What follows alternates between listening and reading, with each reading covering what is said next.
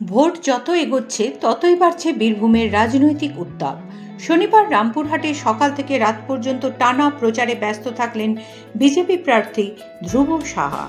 শহরের শানঘাটা পাড়া থেকে শুরু করে কুসুমডই, বৈধরা, নাইশোর গ্রাউন্ড, নারায়ণপুর সহ একাধিক এলাকায় বুথভিত্তিক জনসংযোগ করেন তিনি।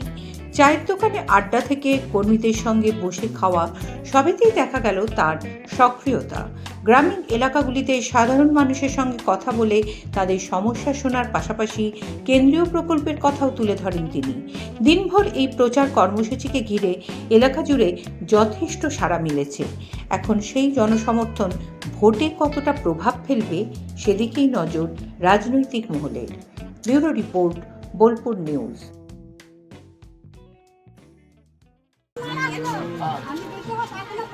বিজেপি আসবে, আপনাকে দেবে। আমার নাম্বার লিখে রাখুন 9734565856। আপনি লিখে নেন, আপনার বাড়িতে টাকা পৌঁছেছেন। मोदी जी বলেছেন গো, मोदी जी বলেছেন जो चोरी किया है तृणमूल ने 15 साल में उसका विचार होगा, न्याय मिलेगा। বলেছেন কিনা? আর মোদির গ্যারান্টি, মোদি জি বলে নিশ্চিত বিচার হবে। তাই মা, আপনাদের কাছে আমি আপনাদের ছেলে, ঘরের ছেলে, আমি আপনাদের কাছে আশীর্বাদ নিতে এসেছি। আপনারা আশীর্বাদ করুন, তৃণমূল মুক্ত, সন্ত্রাস মুক্ত সরকার তৈরি করুন।